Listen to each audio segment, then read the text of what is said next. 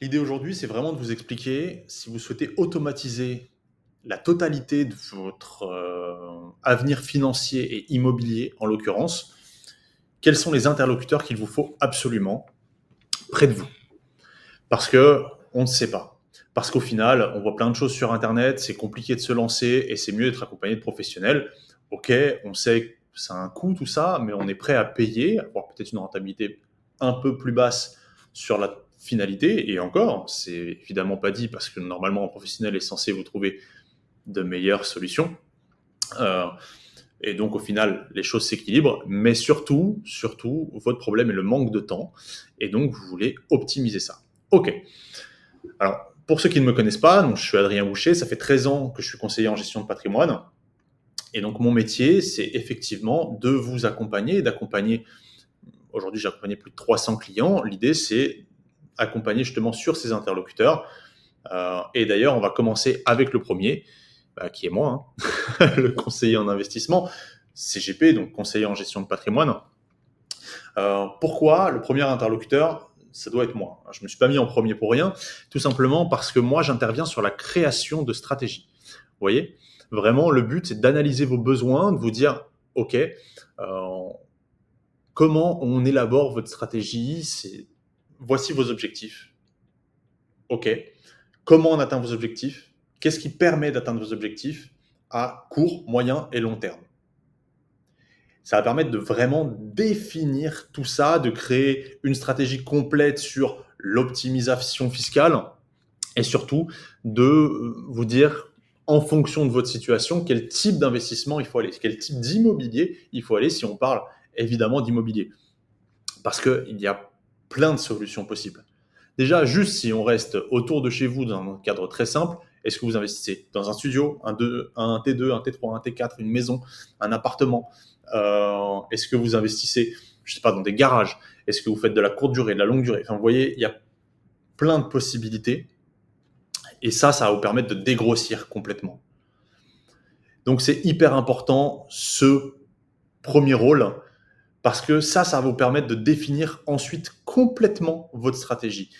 Et presque, j'ai envie de vous dire, c'est le rôle indispensable. Il le faut absolument.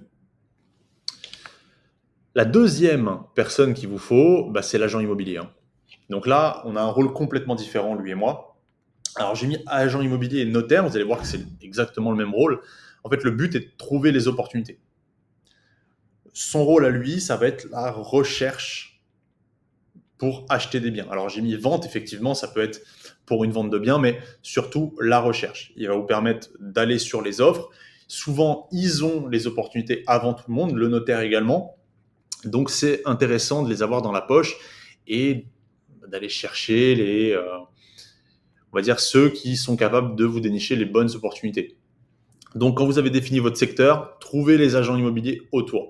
Quelqu'un comme moi peut vous trouver les opportunités parce que le but d'un conseiller en gestion de patrimoine, c'est aussi d'avoir tous ces interlocuteurs-là dans son portefeuille et pas tout faire lui-même.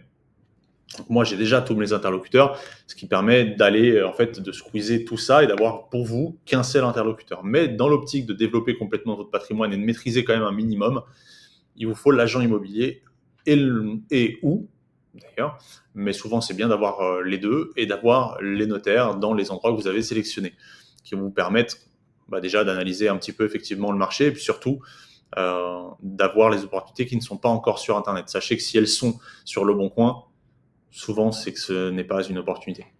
C'est à peu près évident. Ça peut arriver, mais c'est quand même rarement le cas parce que souvent des bonnes opportunités, ça reste jamais.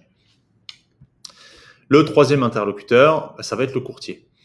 Donc là, il a un rôle primordial, à part si vous achetez cash. Si vous achetez cash et que vous avez la possibilité de faire un crédit, n'achetez pas cash. Mettez tout votre cash dans plein d'apports et faites le maximum de crédits possible. Levez de la dette au maximum.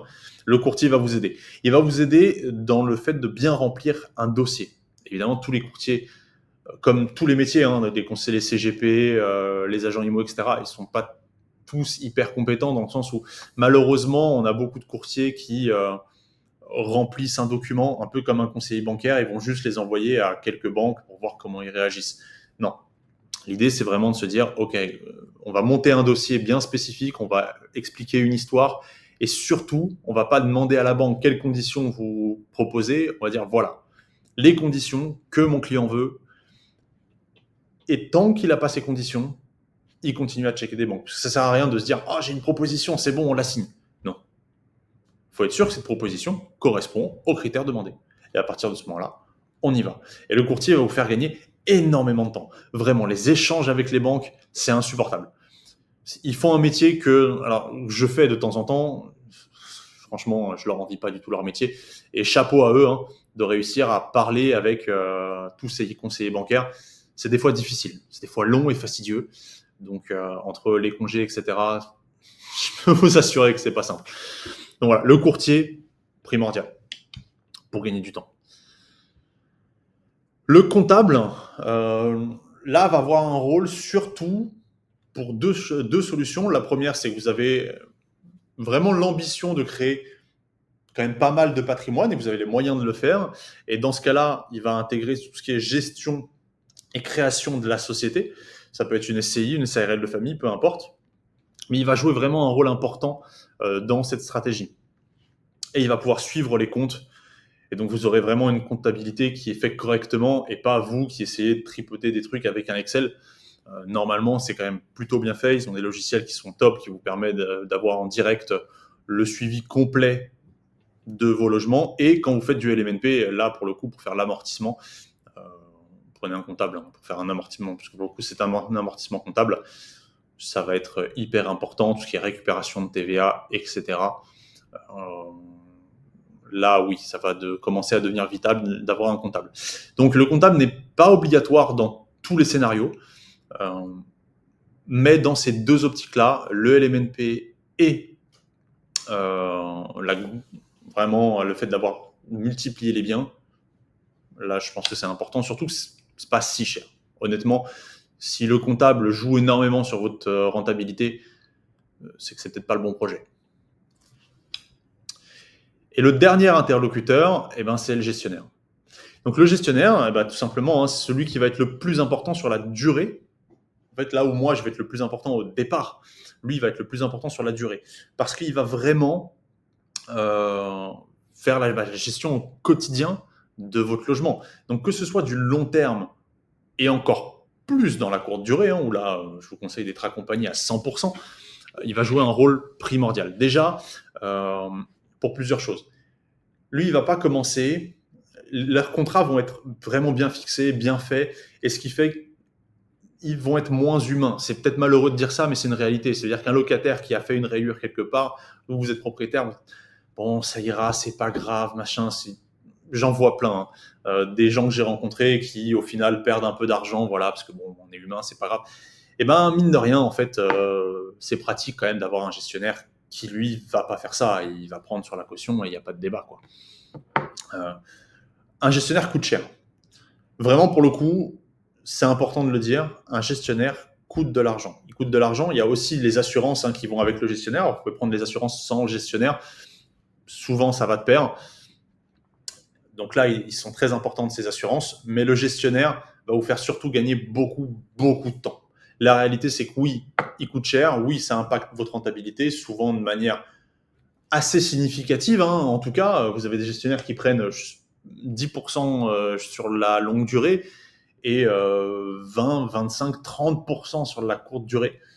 Donc oui, ça impacte énormément votre rentabilité, mais ça vaut le coup. Je ne passe que par des gestionnaires. Tous mes biens sont gérés. Je ne le fais pas moi, je ne mets pas de trucs automatiques, machin, etc. C'est tellement plus simple d'avoir un professionnel compétent qui s'occupe de ça. Et de temps en temps, oui, il y a des merdes, et oui, il faut reprendre la main, oui, il faut leur indiquer, et on n'a pas envie à ce moment-là. Mais je peux vous assurer que sur 90% du temps, c'est quand même génial. Donc prenez le temps de choisir un bon gestionnaire. Et de toute façon, si vous ne savez pas qui appeler, parce qu'effectivement, il y a plein de personnes, vous allez taper gestionnaire, vous allez tomber sur plein de monde, pareil pour courtier, etc. N'hésitez pas. Appelez-moi, je pourrais faire déjà le premier rôle et vous indiquer un peu sur tout ça. Si vous souhaitez avoir le nom et être en relation directe avec toutes ces personnes, je vous mettrai en relation directe avec toutes ces personnes. Si vous souhaitez vraiment avoir une gestion automatisé par une seule personne, et ben, je vous expliquerai comment on peut travailler ensemble et comment créer effectivement ces objectifs que vous pouvez avoir. C'est une très bonne journée et à bientôt.